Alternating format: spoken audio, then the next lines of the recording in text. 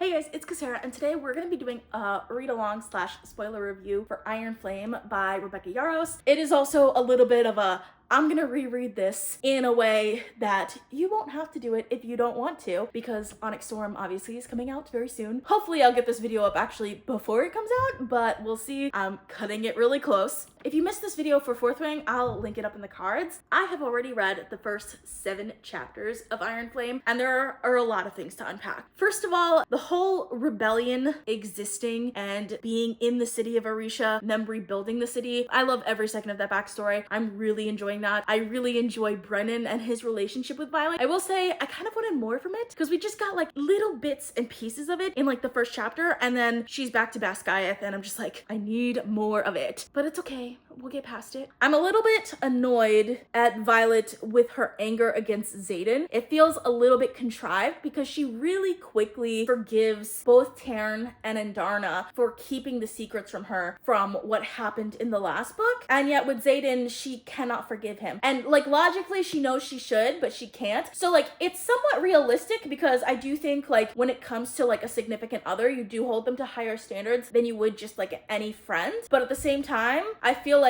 Taryn and Andarna, they're her dragon bonds. Like they should be that close as well almost. So like I kind of am annoyed with her from that perspective as well. It's fine. It's fine. I think it's working. I do think I need more than that to be a conflict in their relationship in order to continue to see this tension well, because we already got Xaden's point of view and we know he's like all in. I feel like if we didn't know that from the last chapter of Fourth Wing, then I would feel a little bit more uneasy about this and have a little bit more tension there. But because we do know that and we did get that from the last chapter, I feel like some of the tension has kind of gone out of that relationship at the beginning of this novel. But we'll see. Maybe we'll get more of it soon. And then the last part that I've read so far, it's getting back to Basgiath, finding out one, that Fourth Wing lost, but also like how her mother actually like believes her and lets them in, and it's Dane's father, Colonel Atos, that's kind of like on the chopping block for doing this to them in the last book. I actually am starting to like her mother a little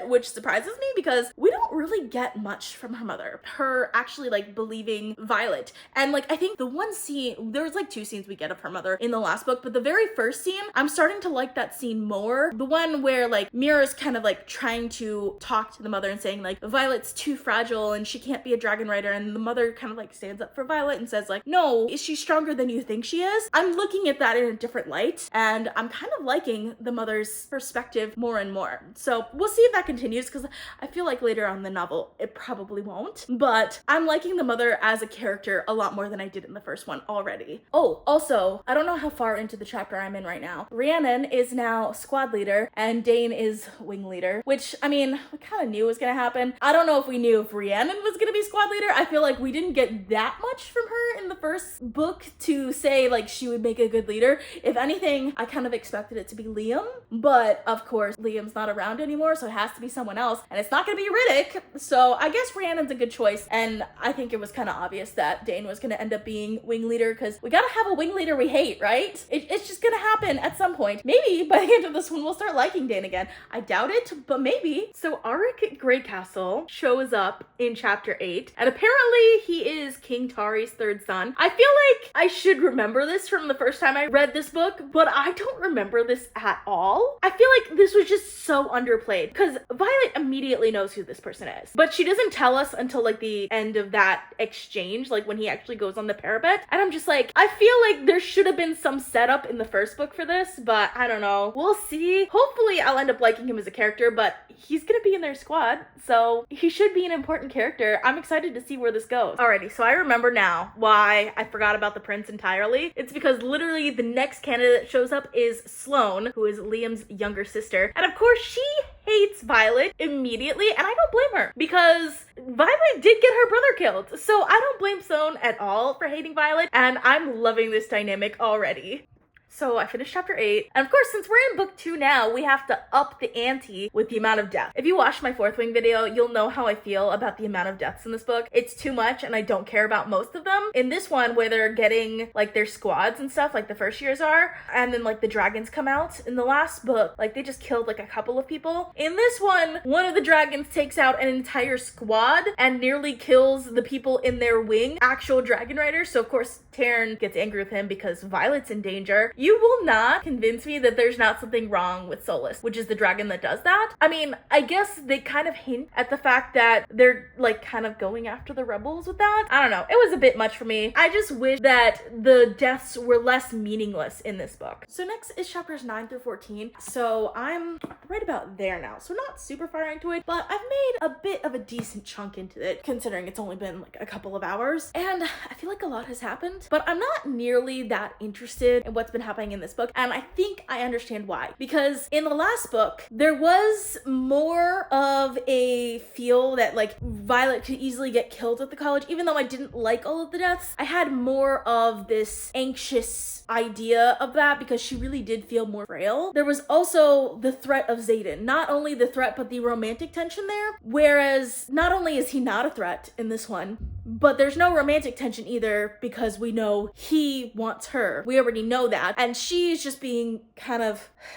like, she's being a little dumb about... I mean, I understand that she feels a certain way, but it's kind of obvious they're gonna get back together eventually, so, like, there's no tension there anymore. The only, like, bit of tension is, like, the potential death. Yes, there are, like, the teacher, like, seems to want to kill her, and then she has that assassination attempt in this section as well. When did Violet become good at hand-to-hand combat? I feel like that's just, like, overkill. And, like, it feels unbelievable to me because, like, in the last book, she was really good at her signet, so the magic she was really good with. She was really good with, like, outsmarting her opponents, but she wasn't actually that good at hand-to-hand combat, and this person is literally being paid to kill her, and yet she's able to kill him so easily in hand-to-hand combat. So, I don't know. It, like, that felt a little unbelievable to me. Now that she's able to kill an assassin in hand-to-hand combat, who in, like, the school is gonna be a threat to her now, right? I feel like there's just no tension in this book, whereas the last book had so much tension. They even, like, do one of their visits. They do 2 visits. Like, the first visit, Xaden comes to the school and they talk for a few minutes, like, in her room, where he says, like, oh, he warded her room, but, like, she could bring anyone she wants in there as long as they're holding her hand. And then they have the visit where she actually goes out to, like, his post and she gets to see him, like, fight with another guy so that he can have some, like, time off with her or whatever. Other than that, it's been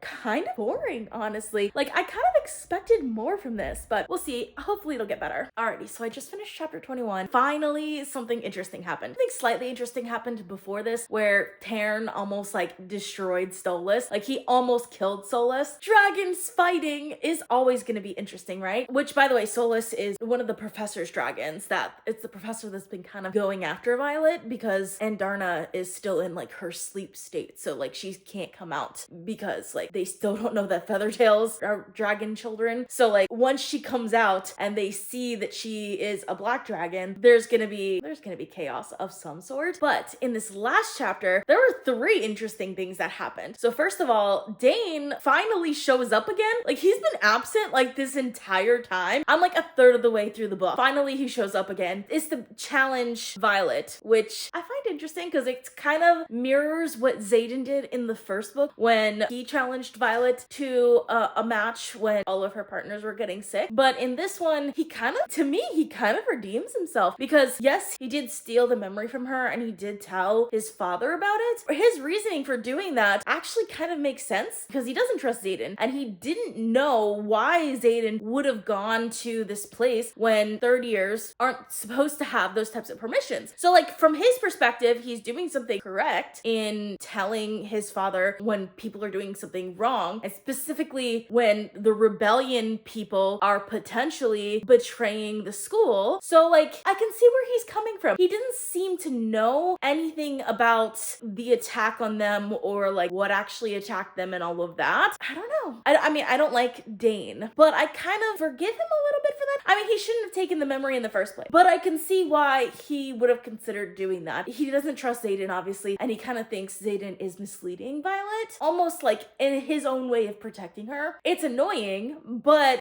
I don't know.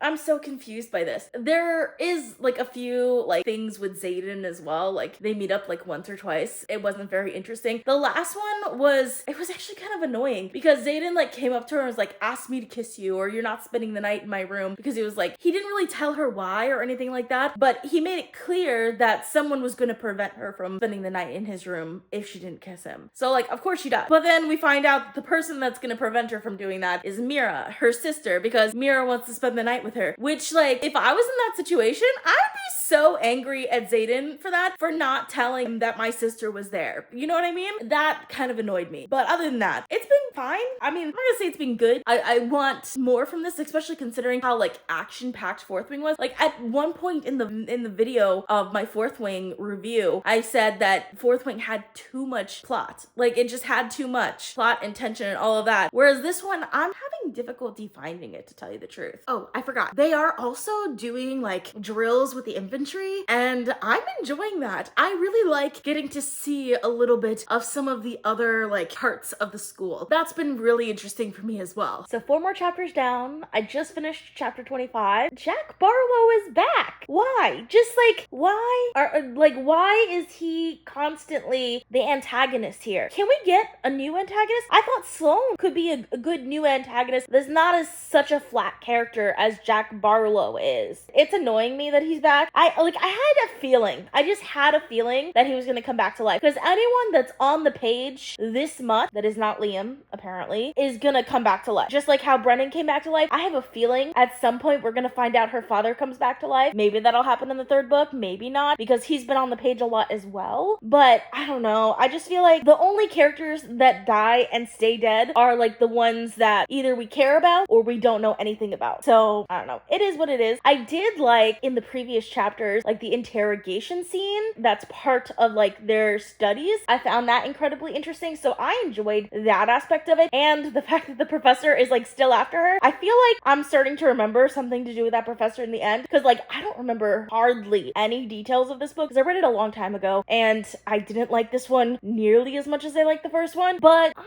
enjoying it a little bit more than I was at least at the beginning. So I'm excited to see where it's going. I only read 2 more chapters this time, 27 and 28, but I think there's enough to talk about here because we just met Xaden's ex, who apparently is a Griffin Rider that is working with the other Griffin Riders that they met in the last book. I'm finding those interactions quite interesting. We also got a mention of the Luminary again, so that seems to be like the main driving like thing in this novel of like what they need is to get the Luminary so that they can make the forge. That seems quite interesting. I just remembered from the previous chapters, and like the very first chapter, Brennan talked to her about the Wardstone. Violet has been researching how to like turn the Wardstone back on, but everyone's just like, oh no, but it's weapons that we need, not the Wardstone. So I have a feeling like this Luminary to create the weapons is gonna be like a side quest and they're gonna fail at it, and then Violet is just gonna be her brilliant self, figure out how to do the Wardstones instead, so then everyone's saved that way. But I don't know, we'll see, because I honestly do not remember. So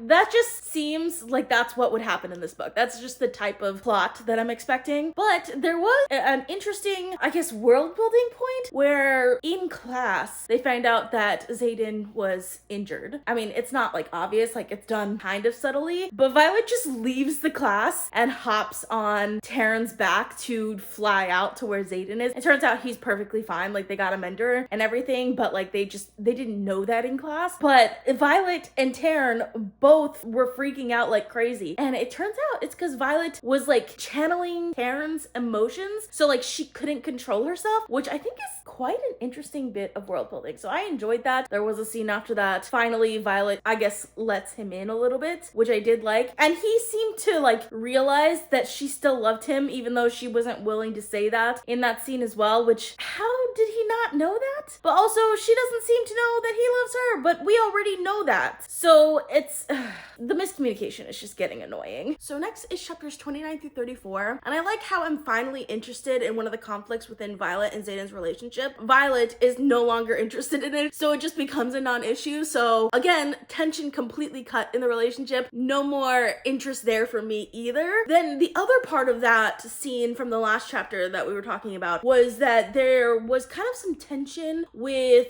like on the romantic side of like Kat and I think it was Celine, one of the Griffin writers, was talking about how Xaden was holding back because he was protecting Violet and because he had fallen in love or whatever. That's why they don't have the luminary, because they could have already gotten the luminary. And I was just like, so does the Lord want Xaden to like marry his daughter or something? Because him falling in love, like that would make sense, and that would be like an actual barrier to overcome, because like if the Lord wanted something like that from Xaden, obviously he wouldn't be able to be in a relationship with Violet. That would be like a conflict that would be difficult to overcome. But no, it turns out what the Lord actually wants is just to see Violet channel lightning. While it does seem like he might be like kind of a tricky person, Xaden is obviously protecting her from that. It doesn't seem like it was that big stakes. Like, put enough precautions in place, and I don't see this being an issue. Like, she channels lightning all the time. So yeah, I don't know. I feel like the stakes are just so much lower in this book. Also, in this section, we did finally break into the archive, and of course the one thing they need is someone with the king's blood, someone within the royal line, which they just happen to have a first year, who is the king's third son. So didn't see that one coming at all, right? And at the very end, not only do they get out with what they need, but there is a cliffhanger at the end of this chapter with Nolan drugging Violet, which obviously, if you didn't think Nolan was not on your side when he brought Jack Barlow back to life, you should have guessed, I'm thinking.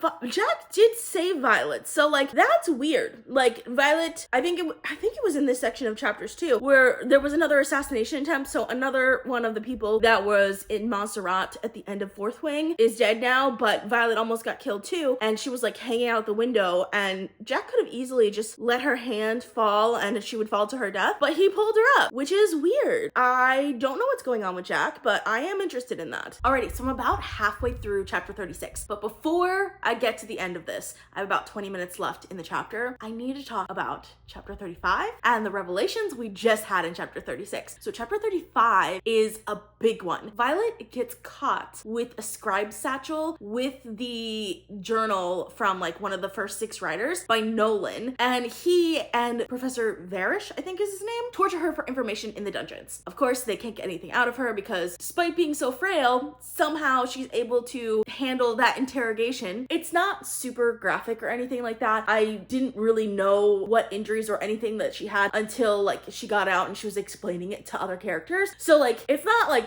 that bad of a scene, but it's emotionally difficult because she starts hallucinating Liam, which I think at one point they were talking about like in the afterlife, people can come back as ghosts if they have like unfinished business. So I kind of feel like it was actually Liam and not like just a hallucination of him. But either way, I found that entire chapter incredibly interesting. And of course they bring Dane in to read her mind. It's kind of obvious he's gonna save her. So like the entire time that she's like scared he's gonna kill her or whatever, or give her away, I'm just like, he's gonna save you. Like, oh, I don't know why you're like, there was no tension there for me, because like if Jack Barlow will save her life, obviously Dane's gonna save her life. Like Dane actually likes her. I think that part of my problem with this series is that there's so much plot armor for the characters that are like in the center of the plot that the deaths on the sides, there are no stakes to me. I still enjoyed that whole exchange. Like Xaden like is there like within minutes of Dane breaking her out, which is interesting to say the least. The thing I found so interesting in the beginning of chapter 36 is her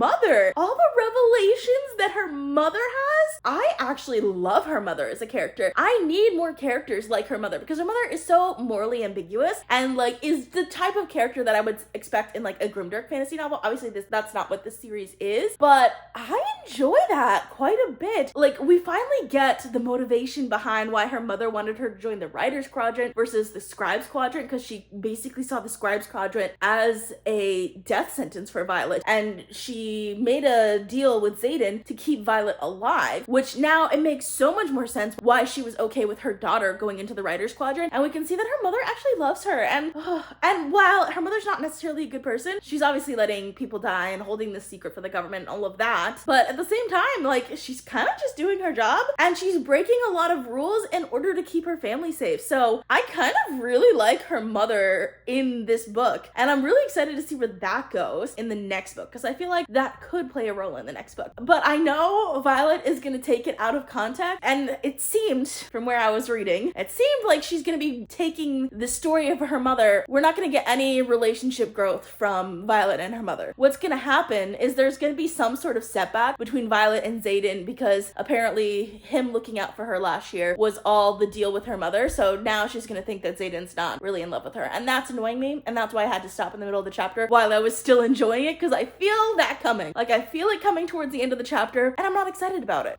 So I finished chapter 36, and I also read chapter 37. So they take like half of Basgiath with them to Orisha, which felt a little bit too easy. And I know like they take like the dragons as being able to tell their riders as a way of like making it easier. Terran made a huge deal about humans not commanding dragons like at the beginning of the book. Like he nearly kills Solus because of that. And now the dragons are perfectly okay with the humans outing one of their biggest secrets. I feel like that doesn't make sense. I do like the council meeting though that happens in chapter 37. I found that incredibly interesting, and I'm really excited to see what kind of politics comes out of that. I do think it's a bit weird that they want Xaden to be on the seat so much. It's like his land or whatever, because no one claimed Orisha after the rebellion. I feel like in real politics, there would be one of those other people saying, oh, Xaden's too young, let me be like regent or whatever. And in general, they'd probably want to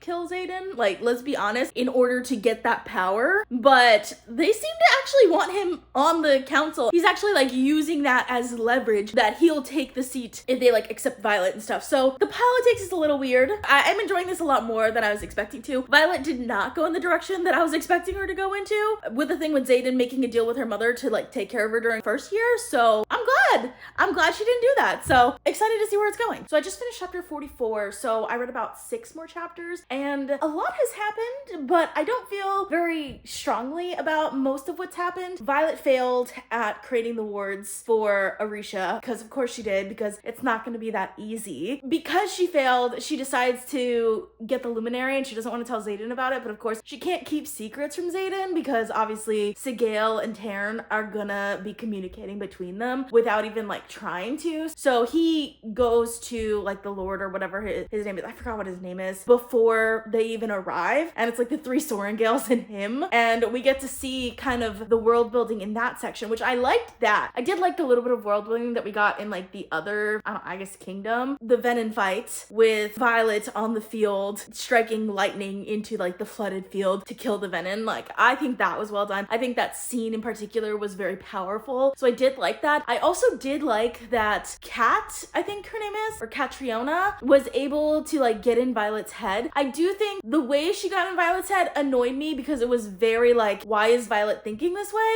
But when we actually got to it to understand why she was thinking that way, then I was just like, oh, okay, that's why. I feel like we could have played with that a little bit more, because there was a lot of like build up to, oh, the Griffin Riders can mess with our heads, and yet I still feel like we didn't get that much from that section, especially since none of it was like lasting damage, if you know what I mean. I feel like Catriona could have come up with something that could have been more lasting, because she knows Xaden's history. It was fine. It was fine. I'm glad that that conflict is actually a conflict in their relationship and they're not stuck on communication anymore. So that was good. And then we just did, the last bit that I read was the Griffin Riders coming back to Orisha. I don't know how I feel about this. I feel like it feels similar to like when the Dragon Riders worked with the infantry, which I do like that aspect of it because we get like a whole nother group of people to understand like their culture and things like that. But at the same time, I don't know. I feel like it doesn't make sense for them to like hand over their students to Dragon Riders who they don't fully trust, if you know what I mean. It seems like not the best choice. Like, couldn't they just train the Griffin Riders themselves? And of course, it has to be action-filled with Wyvern dumping on their party as they're trying to get through this very dangerous mountain pass already, because it wouldn't be part of the series if it wasn't. And while I enjoyed it, I feel like after a while, the action does grate on me a little bit because a lot of it is just meaningless because we know Violet is gonna live. Like, we know she has plot armor, so I don't have as much attention to the action scenes, and I want more character development. I want more world building. I want more romance tension and all of those aspects of the story that I feel like this book is kind of missing a little bit, and it's really focusing more little bits of action, like the episodic action, which not that Fourth Wing didn't have that, but that's the part of Fourth Wing I didn't really like, whereas I feel like Fourth Wing had more of those other aspects of the story that I don't think we're getting as much of in Iron Flame. But we'll see. Like, the ending of Fourth Wing really redeemed the rest of the story for me, so we'll see how it goes with this one. So I kind of forgot to do updates for the last few chapters. I'm now on chapter 57, which there's a lot that's happened, but at the same time, there's only like one thing that's happened that I actually care about. So the one thing that's happened that I actually care about was we found out that Xaden has a second signet, and he's an Intrinsic, which this was set up from the first book, like that Intrinsics are illegal or whatever. So the fact that he kept that a secret is not a surprise. All of the like clues were set up from the first book, except for the last one that we need, which is the most important one, which is basically that if someone is a direct descendant of the dragon's previous rider, then they get a second signet or they go crazy. He's a type of intrinsic. Basically, he can tell what people's intentions are. So that's why he kind of didn't trust Dane as much. I really like that. I think it works. And I like that he's an intrinsic. Violet, of course, is not happy about this because she's like, what was our entire relationship? Because if you're in my mind the whole time, but the thing is, he has been in your mind for most of it anyway because of the dragon bond. Him being in your mind for understanding your intentions, which is not your thoughts and not your feelings and not all that other stuff that he can feel with the dragon bond, is different. I don't know. I was kind of right about the whole marriage thing with Catriona because apparently she wants to be queen. Didn't expect that. So she has the duel with Violet in which Violet apparently is really good at hand-to-hand combat now, which it was set up at the beginning of this book, but I feel like it wasn't set up enough in Fourth Wing that